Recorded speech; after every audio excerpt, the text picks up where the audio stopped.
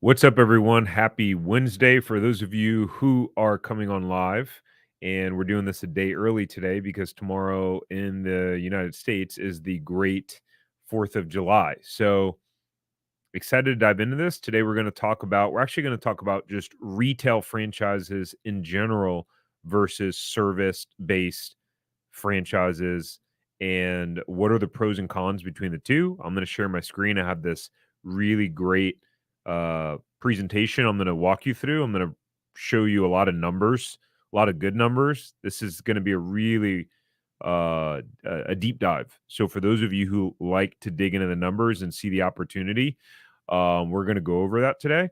So I'm pretty pumped about that overall. If you're just tuning in and you're tuning in live, uh, drop me a comment. Let me know where you're tuning in from, like what city and state.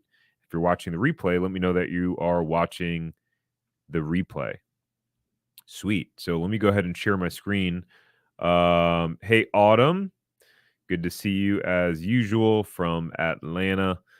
So let's dive right in. And as we're going through this, if you have any questions, drop them in the chat, and I will do my best to get to them at the end.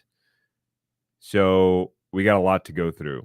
By the way, this is actually, and for those of you who've seen some of our lives, this is a segment, just a small portion in our Franchise Buyers Academy. So if you haven't yet checked out or gotten access to our Franchise Buyers Academy, and you enjoy this sort of content, you would get a lot of value and clarity around it and what are good opportunities, the numbers behind them, just really exclusive kind of inside information that really no one reveals and talks about in the franchise game.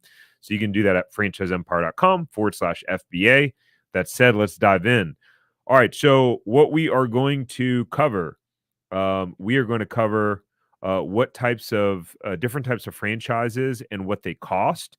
We're going to go into an exact breakdown of those startup costs. And I don't know why it's doing that all weird. We're also going to go into into numbers. We're going to go into a lot of numbers as well in terms of how much they make. Uh, and most people know about the retail franchises with a physical location overall, but a booming segment in franchising are really the ones that people know the least about are usually service-based franchises. Now, some of you, they're gaining more popularity. So you probably, if you're watching this, you probably know about service-based franchises, right? I just did something weird on my screen. What did I do? Oh my. Okay, we're good. So what are some examples, right? We're going to talk about some of those examples. Like, so deciding on going service or retail is a really important decision for you. Here's a quick story. We had someone who actually started working with us in our program, our Zero Profitable Franchise program. They came in originally looking at a coffee franchise. They were looking at a coffee franchise. It was going to be millions of dollars in startup cost. Um, and they came in, they were nervous about that. Obviously, millions of dollars of startup costs, potentially building from the ground up, huge personal guarantees, just a lot of risk in that. And, through working with us and our system and everything, they wound up recently buying a service-based franchise that literally um, is like a maybe 20%, a tenth of the cost, maybe 20% of the cost of what this massive franchise they were gonna buy in the retail space. But so let's talk about some of the kind of the pros and cons, right? So service-based businesses, there are a lot of different service-based businesses, but nowadays you got some of the popular ones out there like painting franchises. Um, you got power washing franchises. You got um, anything related to just service overall, right? So you typically blind installations, right? Typically, you don't have a retail. You definitely don't have a retail location. Maybe some of them you have like a small. You could like rent your own small office. You can rent your own office, um, but most of them there's no location needed, right?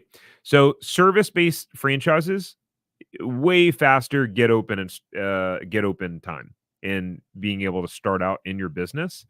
Um, So quick example. Actually, let me not go too deep. So we'll just cover pros and cons because we got a lot of numbers to talk through. I'm going to show you guys some good numbers.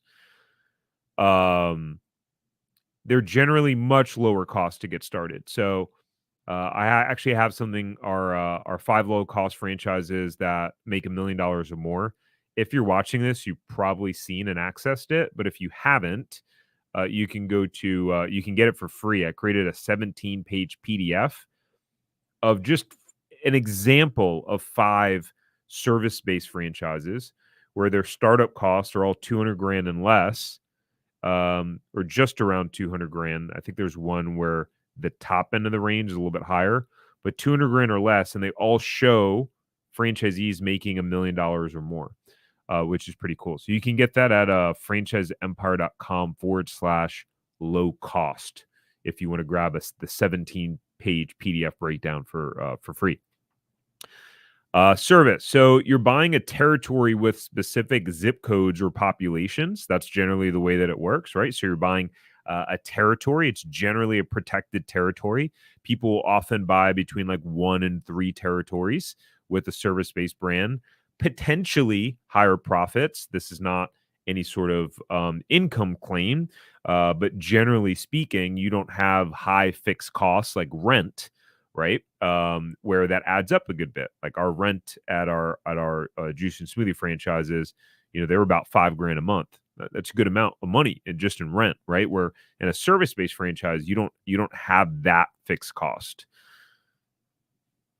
And you don't need expensive Class A real estate, right? So this is what I was talking about before. Class A real estate is like your typical shopping center, and those are very expensive nowadays. Some of them are $40 a square foot, $50 a square foot. It's kind of crazy.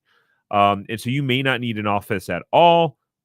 Generally, some of them you can operate from home. As you get bigger, some of them you need to rent like a small warehouse. But generally much cheaper per square foot than and you can the cool thing about service is that you can stagger up, right? Like you don't let's say you have techs, you have an HVAC company, right? Maybe you start out, you only have 2 vans and 2 techs.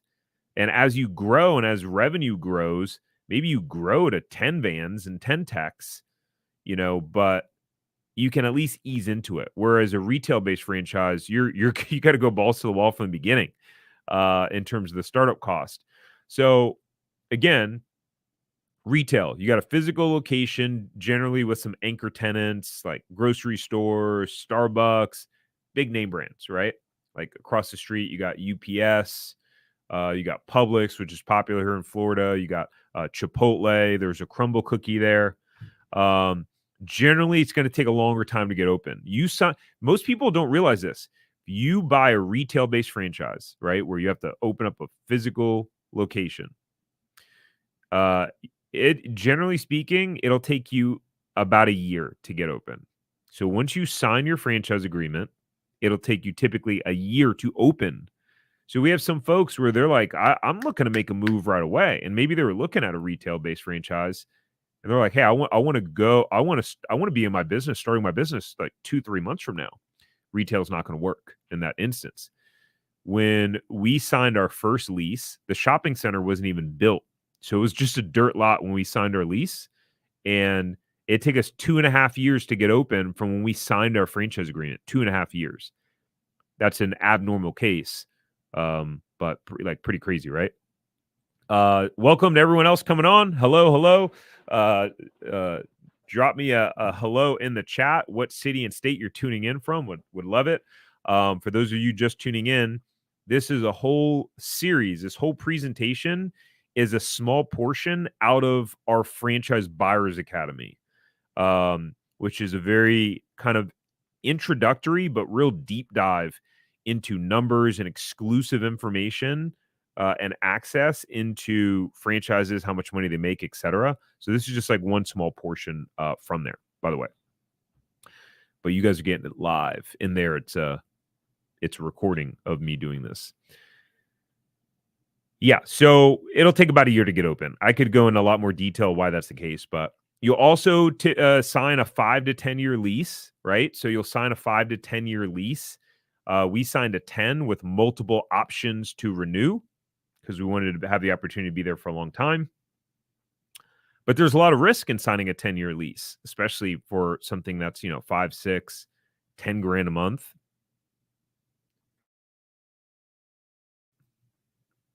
And you typically have to personally guarantee that lease, right? So that means that even if the business fails, you are still personally guaranteeing that you're going to pay the lease, at least until the landlord finds another another tenant. Generally, much higher cost to get started, right? So our franchise, this was back 8 years ago now. It was 340 grand to get our store up and open. We just had a tiny little store too, only 1,100 square feet, a very, very small store. So, when you see some of these, even Jersey Mike's, places like that, Firehouse Subs, those are like 2,500 square footprints. You'll see that a lot of those businesses average, 700,000, 800,000, $1 million to get open. It's a lot of money when you have a loan potentially that big. My goodness, it's hard to make money when you have that giant of a loan, so a lot higher cost to get started. And you may not have a protected territory a lot of the time. I know we didn't have a protected territory. That was in our franchise agreement. So that's something that often happens within retail-based franchises, especially food. Generally speaking, lower profit margins depending upon the business. I mean, again, think about it. You have really high fixed cost overall. And I mean, food just overall is known to be a lower profit margin business. You guys are already one step ahead of me by knowing that, because I didn't know that 9 years ago when we signed our franchise agreement, right? So you're already one step ahead. And you could be 10 steps ahead with all of the free information that we give out, and just like resources overall. Hopefully you're like 10 steps ahead. Looks like we're getting some questions flow in, which is good. Keep dropping the questions. I'll do my best to hit them at the end so we can keep it going and get to the numbers. Really good stuff. But if you're enjoying this and you're getting value so far, or excited to be here, go ahead and click the like button on YouTube. It just helps the video get more engagement and show it and push it out to more people. I would appreciate it. Okay, so example number 1, lower cost home services. So this is a specific franchise. You can see this is straight out of the FDD. So this is the type of stuff that we give you in the Franchise Buyers Academy, by the way. So if you guys want to see more stuff like this and even deeper, definitely check out our Franchise Buyers Academy at franchiseempire.com/FBA. Now, when we look, okay, it's got a $50,000 franchise fee. Total startup costs between $84,000 and $110,000, right? So I'm not going to go into all the minutia of the startup costs, but 84 grand to 110, that is a third of the price that it cost me to get my first store open. Holy crap. Did I not know what was out there, the options that were out there at that point in time?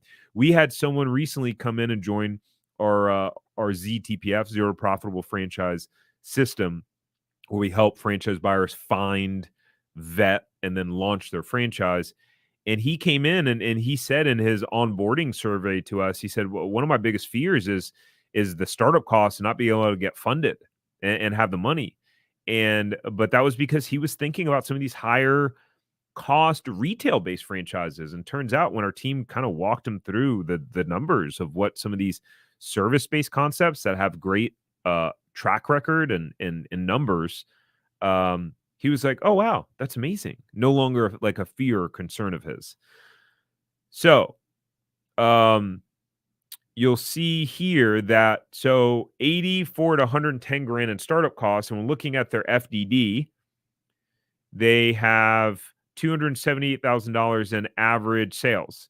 So you can see here that the bottom half averages 173. And this is not a huge data pool, but the bottom half, 173. The top half averaged 384. But that's already 3 times the amount of startup costs. And that may not seem high, like average $384,000. This is definitely a lower one. Like if you guys actually aren't a part of our newsletter, so every week, let me switch the the tickers here for a second. Okay, go to franchiseempire.com/newsletter and sign up for free, because every week we send you specific franchises with screenshots of the sales of the franchises, and then we do a video live breaking it down, which is pretty cool. So there are franchises where single territory people that own one territory are averaging $800,000, $1 million, $3 million in one single territory. So this is just arbitrary ones that we're going over here. But even so, at 384, you don't have a $5,000 a month rent. Maybe you only have 1 or 2 employees. So there's still the potential to have a pretty decent business here in this instance. But like this would be one, if these are the averages, 384, like this would be one where you'd want to have multiple territories, right? And honestly, those numbers are not super impressive. But for the low startup cost between 84 to 100 grand, still meets the 3-to-1 sales to investment ratio. And then you can see for multi-territory franchisees, the bottom third, 219, middle third, averaging 479, with the highest earner in that group doing 754,000. And then the top third averages 1.3 million, with the highest performer doing 3.4 million in sales, which is pretty crazy. Think about that. Now, what this doesn't show us is how many territories they own. But even if, like, in the top 1/3, and for those of you who think, well, I think I could perform within the top 33% of franchisees, well, if you believe that to be true, I mean, that sort of sales potential and averages of what's proven to be produced right now for, let's say this person owns 3 territories, right? If that's the case, they would pay the 84 to 110, let's call it 110, and then they would pay 2 more franchise fees for the other territories, and you usually get a little bit of a discount. So maybe they're all in for 200 grand, right? And the average is 6 times that amount if these people own 3 territories. Pretty cool, right? Interesting. Is this interesting to you guys? Or or is this too deep in the weeds, or do you guys find this interesting? Let me know, because I just start going off on rants with this stuff, and I can really go down the deep end. But what I find is that people typically like the numbers. I don't know. I like the numbers. It helps you to see what's possible, right? And let me switch back our banner to FBA, because all of this stuff is in our Franchise Buyers Academy. This is an example of a franchise between 50 grand to 100 grand to get started, service based, right? And then they show, what's cool is they show the franchisees based on when they started. So again, some of these ones I'm intentionally showing you like things that are not crazy or outlandish, because none of these numbers in terms of average gross sales are really that impressive. But when you compare it to the startup costs, it's like, oh, that's interesting. That's pretty reasonable overall. So you can see that people that are 12 to 24 months in, they average $250,000 in sales. People 2 years to 3 years in average $336,000 per individual territory. And then obviously people that are open 5 years or longer have a much higher average. Boom. All right. So, all right, Joe, what's up, man? Numbers are awesome and helpful. Great. Let's see. Is that what a franchise? Purple, blue. I don't have a favorite franchise. There's no favorite. There's so many. I don't have a favorite. Is that what a franchise without a storefront is? Yes. Generally, service base is not with the. Now's not the time to go to the difference between franchise versus licensing. Cool. Good question. Do franchises own their own real estate? Some do. It's common in some industries, like some of the automotive franchises, some of the daycare franchises. But yeah, anyone could buy the real estate, and actually you can amortize it over 20 years with an SBA loan. So that's actually creates the highest exit potential in a lot of kind of businesses and opportunities when they own the real estate too. Sometimes the business is actually worth not much, but because of the real estate, they're doing well. All right, let's go into more examples. So those were I wanted to show you low costs. Like those were all basically 100 grand and less, right? So let's go into more medium cost in the home services space. We're going to go over retail too. So this particular franchise only has a $20,000 franchise fee. I'm not going to go through. We break this all down in the Franchise Buyers Academy. So if you want the more detailed version of this, it's in the Franchise Buyers Academy, the recording of this. But you can see that the total estimated range is $140,000 to $200,000 to get up and open. Now you can see that it says right here very clearly, it does not include office or workspace cost. So some people may run this business out of their home and just work out of home. Some people may opt to rent an office.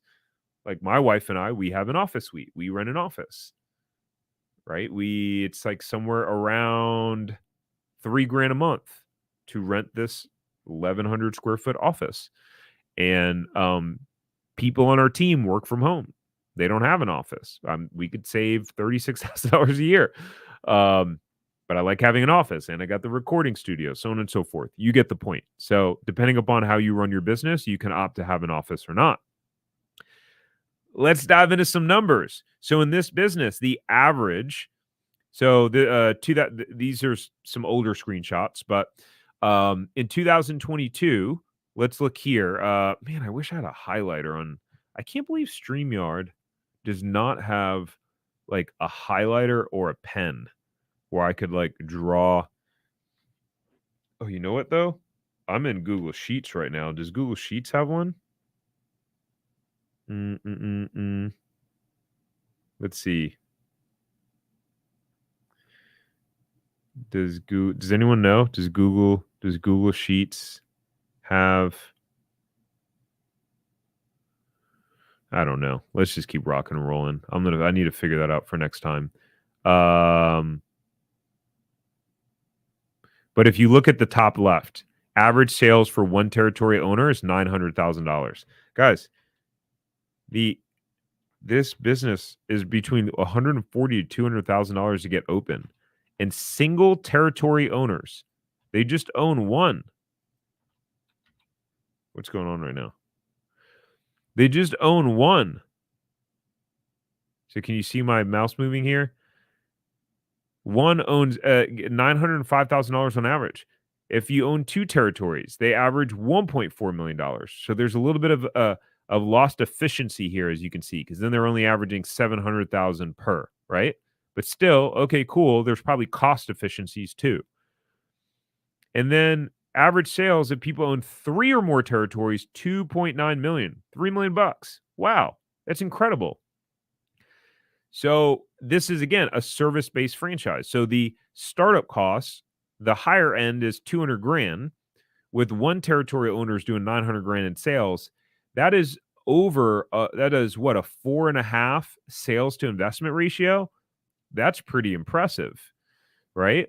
These are the sort of opportunities that our team is constantly researching and finding and getting access to that data, because franchisors don't give you access to the FDD until you're a little bit further along in the process. So these are the sort of things that we get to know and kind of vet through, so you don't have to look at ones that just have terrible sales.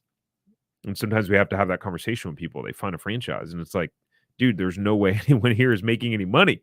The average sales are terrible. The sales to investment ratio is terrible. So, all right, this is home services with some higher cost. So this is going to be a little bit higher startup cost. Let's dive into that. Again, if you guys are getting value, now that we're diving through the numbers, if you're like, this is awesome and really helpful and insightful, then click the little like button there on YouTube. That would be super awesome. All right, so this particular franchise, you can see that it has a franchise fee of $59,000. Right? Again, we're not going to go through all the startup cost. If you want to see that, that's in the Franchise Buyers Academy. And then you can see the total range here is between $214,000 to $319,000. Right? So a bit higher. And then we look at the average revenue, right? So average sales, the bottom 25% does 556. So that's still almost 2 times sales to investment ratio of the high end of their startup costs, but I don't think anyone here would buy a franchise to want to be in the bottom 25% of performers, right? What we don't have here is the fine print on if this is franchisees who have been in business for at least 12 months, or there's always some fine print in the FDD that you have to look at to see how they're compiling that data and who's in the data pool. Still helpful to see the numbers though, like in just a like a broad, just I'm like trying to learn more sense. So this particular franchise, the top 50% does 1.9 million in average revenue. Well, not bad for $319,000 in startup cost. The top 25%, so top quartile, does 2.49 million, and the top 10 3.4. Now, the advice that we give our clients in that is when you go into a franchise brand, assume that you're going to be the average. And so if you assume average performance, right? Meaning, and let me be clear on this. Some people may not be even average. But instead of, for people that look at the high end and they'll be like, ooh, I'm going to buy this franchise because I can be in the top 10%. Instead, I would recommend that you look at, okay, would this work if I was just the average in the average performers? And if so, then great. Because then it's kind of that phrase, under promise, over deliver. You don't know. It might be harder than you think to get to the top 25% or top 10%, etc. Right. And if you only go into a franchise thinking you can make a lot of money, it's typically a bad, like sometimes people get so excited because they see the numbers of a franchise, but the franchise itself doesn't really align with their skill set or kind of their goals, but they're so enamored by the numbers that they buy into something that they shouldn't be. And then they realize, oh shit, running a business is hard. The people who got to those numbers are working their ass off. They're consistent. They're following the system. And maybe you are not. And now you're in a business that you hate because you just chose it because you thought you could make a lot of money. Right. So that's a whole nother conversation, ladies and gentlemen. Let's look at retail. All right. Let's look at some retail franchises. That's a little bit small. But this is a single store franchise fee of $30K. We go through all this. You can see that the range at the bottom is $286,000 to $395,000 is what it shows in startup cost, right? So, I guess we didn't show earnings on this. Interesting. Okay. It's been a long time since I put together these slides. Maybe I do it after. Weird. This is another franchise, but still, like this is already higher than the highest one that we had in the service, right? And this is low for retail-based franchises. Especially nowadays with inflation, guys, everything is so expensive. My goodness. Here's another franchise, $50,000 startup fee. The range here is giant, between $367,000 to $1.4 million. What do you do in this instance? How do you judge what the startup costs are going to be? The simplest way to do it, the caveman way of doing it, is just simply to go.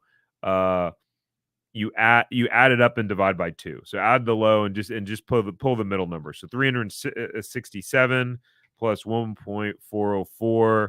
That's 1771 divided by 2. The average is 885. Right? That's the caveman method of doing it. The more effective way would be you would find out through a franchisee validation and talking to multiple franchisees, people who have opened recently, get a gauge of how much it costs them to open, and you'd be able to get a more realistic range. Okay. Let's dive into this one. Franchise fee of 45 grand, right? This is a big one. This is a really expensive one to get open. So that ranges from 1.3 to $2.1 million to get open. This is a trampoline park, by the way. This is like one of those huge trampoline park franchises that have all sorts of cool stuff. You ever been to one of those and wonder, wow, how much one of these bad boys cost to get open?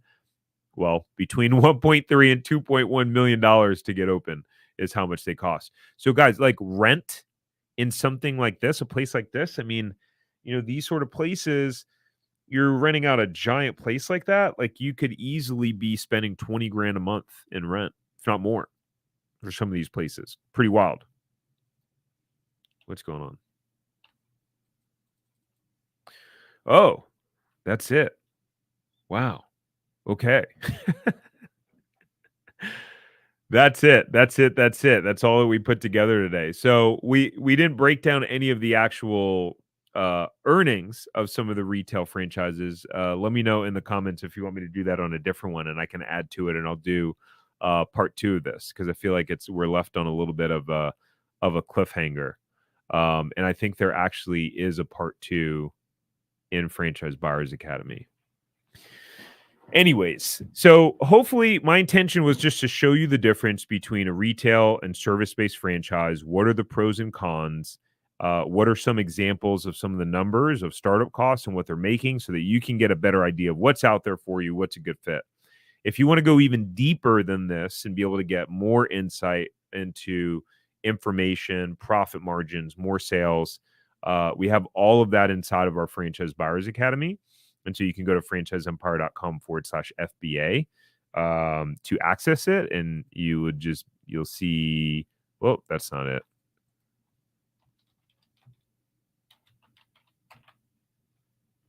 Let's see if I'm sharing I'm not sharing my whole screen. Present. So depending upon, we have a split test running on this page. So depending upon when you go to it, you might either see this page for our Franchise Buyers Academy, or if I hit refresh, no, it's not going to do it. But if I go back, let's see, it might send me the other one. Nope. There's another version. There is another version. Let's see if I can, it might just be just by going V1. There you go. That's the other version. You might see this page as well. And that's for our Franchise Buyers Academy. Let's see. Any other again, I don't have a favorite franchise brand. I see that you asked that again. Yeah, I don't have a favorite. No favorites. There's so many out there. Anyways, if you guys like this, share this with someone you think that would enjoy it. Make sure to hit the like button before you leave. And have a happy 4th of July, everyone. Take care.